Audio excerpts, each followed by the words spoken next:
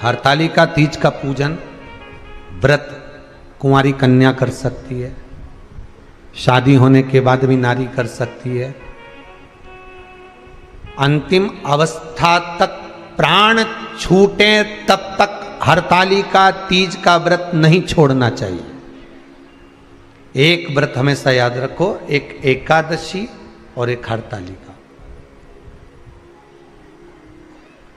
हाँ, इतना जरूर है, ज्यादा शरीर बेकार हो गया, बुढ़ापा आ गया, शरीर नहीं साथ दे रहा, तो कुछ फल खा लो, कुछ चाय दूध जूस आप लेकर कर लो।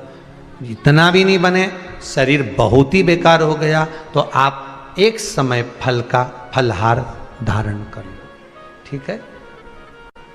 पर हरतालिका व्रत करने वाली माताएं भले उद्यापन कर दे तो उस व्रत को थोड़ा हल्का कर लो। उद्यापन करा मतलब तुमने व्रत को हल्का कर लिया, थोड़ा हल्का कर सकते।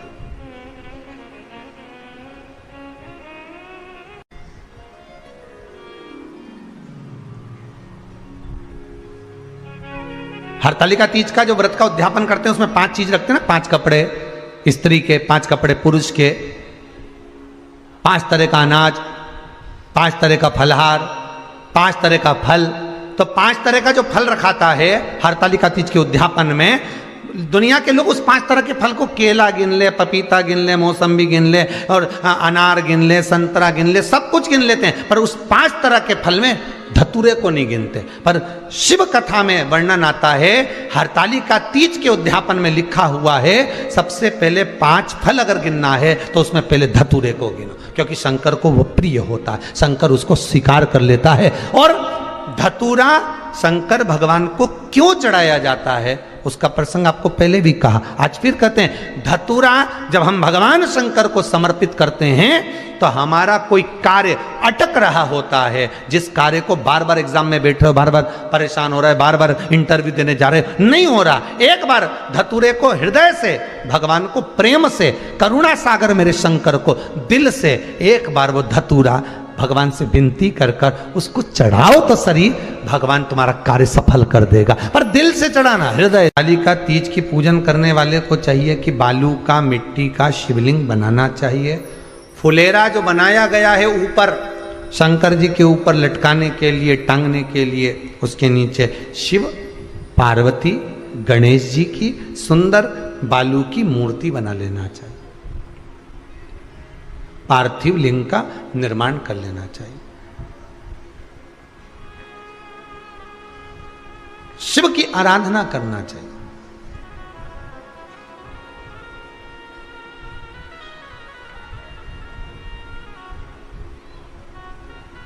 जो फल आपके पास में हो शंकर को समर्पित करना चाहिए, पूजन करना चाहिए, आराधना करो। सबसे पहली पूजन हरतालिका तीज की प्रदोष काल के अंतर्गत हो जाना चाहिए, शाम के समय पर। प्रयास करा करो प्रदोष काल के समय पर पहली पूजन हो जाए तो ज़्यादा अच्छा है।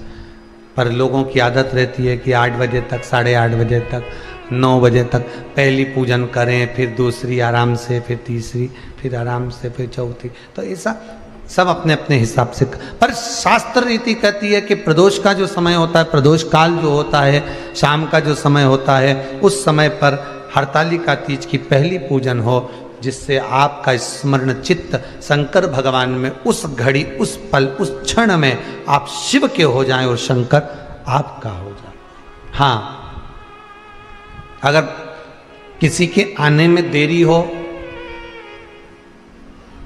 कोई आ नहीं पा रहा है, बहुत देरी हो रही हो, तो हरतालिका पूजन व्रत वर्णन करता है कि शिवलिंग का निर्माण, पार्वती जी की मूर्ति का निर्माण, गणेश जी का निर्माण और फुलेरा जो बनाया हुआ है, ये प्रदोष काल के पहले बनकर तैयार हो जाना चाहिए।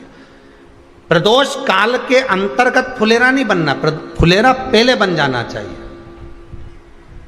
और बहुत विशेष बात ध्यान रखिए हरतालिका तीज की, कि शंकर जी का जो आपने स्वरूप बनाया है, पाटे में, थाली में, चौकी पर, चौरंग पर जो स्वरूप बनाया है, वो पहले नहीं रखना है। पहले क्या बांधना है? फुलेरा। पहले फुलेरा बांधिए, उसके बाद उसके नीचे शंकर जी को रखिए। कई अब जो हरतालिका तीज का पूजन करते हैं तो उनके लिए हो गया, अब दूसरे के लिए भी सुन ले। जो नारी हरतालिका तीज का पूजन नहीं करती, व्रत नहीं करती, साधना नहीं करती, उसके लिए भी कहा गया कि आप अगर ये व्रत नहीं करते हो तो एक कार्य जरूर करना, कहीं पर फुलेरा बंधा हो, हरतालिका की पूजन हो रही हो, 5 मिनट 10 मिनट निकालकर अपने आसपास के किसी पौधे में से पत्तियां लेकर या पुष्प लेकर, 5 वृक्ष की पत्ती या 5 वृक्ष के पुष्प लेकर शंकर भगवान को जब पूजन हो रही हो, 5 मिनट माताएं जब पूजन कर रही हों, तब आप भी उस पुष्प को, उस पत्तियों को शंकर को समर्पित कर सकते हो। ये नहीं चढ़ा सकते तो 5 फल, फल नहीं चढ़ा सकते तो 5 कुछ भी पुष्प आदि का आप शिव को समर्पित कर। पर क्यों चढ़ाया जाता है, किस लिए चढ़ाना चाहिए? तो कहा कन्या स्त्री अगर मान लो हरतालिका का व्रत नहीं करती, पूजन नहीं करती, आराधना नहीं करती, तो वो कन्या, वो नारी, वो स्त्री, वो पुरुष कार्य तो बहुत करेगा, दुकान भी 4 चलाएगा, व्यापार भी बढ़ाएगा, पर संपदा को जोड़ नहीं पाएगा। 1 रुपये कमाएगा, 1.25 रुपये खर्च वाला काम चलेगा। हस्त नक्षत्र में जो तृतीया पड़ती है, हस्त नक्षत्र के अंतर्गत जो तृतीया का महत्व कहा गया है, वो संपदा को बढ़ाती है, मनोकामना को पूर्ण करती है। इस नक्षत्र के अंतर्गत जो तृतीया आती है वो मनोकामना को पूर्ण कर कर चली जाती है। इसलिए शिव की आराधना के लिए प्रथम माने। हस्त नक्षत्र में किया गया दान, हस्त नक्षत्र के अंतर्गत तृतीया के दिन किया गया पुण्य, हस्त नक्षत्र में तृतीया के दिन किया गया श्रृंगार, हस्त नक्षत्र में तृतीया के दिन करा गया अपना सुंदर सिंदूरा, भगवान का आनंद, 5 तरह के वस्त्र, 5 तरह के स्त्री के वस्त्र, पुरुष के वस्त्र, 5 तरह का फल, 5 तरह का अनाज, ब्राह्मण को बुलाकर ब्राह्मणी के साथ आप या तो ब्राह्मण से उद्यापन करवाएं या फिर आप स्वयं भी करते हैं तो शिव को समर्पित करके ब्राह्मण और ब्राह्मणी को भोजन कराकर वो भाग प्रदान करें। यही हरतालिका तीज के उद्यापन का वर्णन आता है। सुंदर भाव से हरतालिका माता आप सभी की मनोकामना पूर्ण करे। हर हर महादेव। थोड़ा ध्यान लगाकर सुनना। हरतालिका तीज शिव महापुराण की कथा ही नहीं, आप जो तीज करते हो, हरियाली करो चाहे सातुड़ी करो, उस तीज की महत्वता क्या है, इस हिंगोली की शिव महापुराण की कथा में अपने को समझना है कि उसकी मूल तत्वता, उसकी महत्वता है क्या, उसका महत्व क्या है।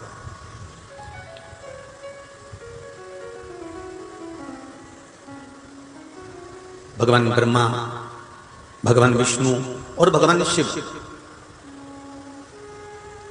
इन तीनों की जो अर्धांगिनियां, ब्रह्माणी, लक्ष्मी और पार्वती, इन तीनों ने तप कर कर, साधना कर कर ब्रह्मदेव को, भगवान विष्णु को और भगवान शंकर को प्राप्त किया। और तीनों ने प्राप्त कर कर तीनों देवताओं से वर मांगा कि वर हमको ऐसा दीजिए कि हमारे तप साधना का फल नारी को तीज के दिन प्राप्त हो जाए। अब देखिए जरा, एक ही व्रत से, एक ही उपवास से उसको संपूर्ण तप साधना का फल प्राप्त हो रहा है, संपूर्ण तप साधना का फल उसको मिल रहा है मात्र एक व्रत से। केवल एक व्रत कर रहे हैं, संपूर्ण तप साधना का फल उसको प्राप्त हो रहा है। ऐसा कोई व्रत, ऐसी कोई साधना, ऐसा कोई शंभो शरण पड़ी मांगो घड़ी रे घड़ी मुख काटो दया करी न दर्शन आपो शंभो शरण पड़ी मांगो घड़ी रे घड़ी दुख का आपो करी न दर्शन आपो करी न दर्शन आपो। तो ब्रह्माणी ने ब्रह्मदेव से मांगा, लक्ष्मी जी ने भगवान विष्णु से मांगा, पार्वती जी ने भगवान शिव से मांगा कि ऐसा वर दे दीजिए जिस वर से एक ही व्रत करने से संपूर्ण फल की प्राप्ति हो जाए, संपूर्ण फल मिल जाए। ऐसा एक व्रत का फल दे दीजिए, मात्र एक व्रत का। अब देखिए, हरियाली तीज करने वाली माताएं थोड़ा ध्यान से सुनना।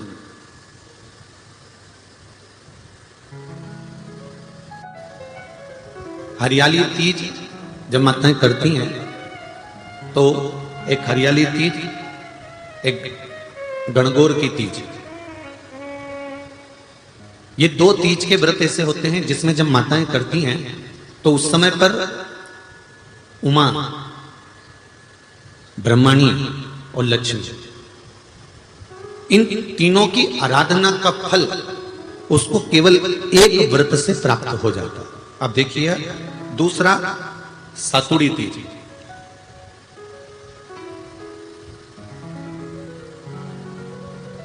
इसमें उमा और महेश्वर, उमा और महेश, ब्रह्माणी और लक्ष्मी, इन चार के व्रत तप का फल एक साथ सातुड़ी तीज के दिन प्राप्त हो जाता है। अब एक आती है हरतालिका तीज। आप लोग करते हो हरतालिका? यहाँ लोग करते कि नहीं करते? करते हैं यहाँ पे हरतालिका? कौन कौन करता है? जरा हाथ उठाओ तो जरा। अरे सभी करते हो, रखो रखो, बहुत बढ़िया, बहुत अच्छी बात। एक आती है हरतालिका तीज।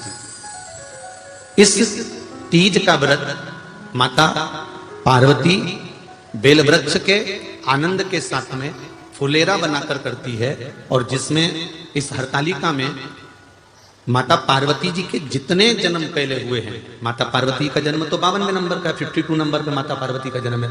इससे पहले तो माता के 51 जन्म पहले हो चुके, 51 जन्म माता पार्वती का पहले हो चुके। तो वो जितने जन्म माता पार्वती पूर्व में ले चुकी हैं, ब्रह्माणी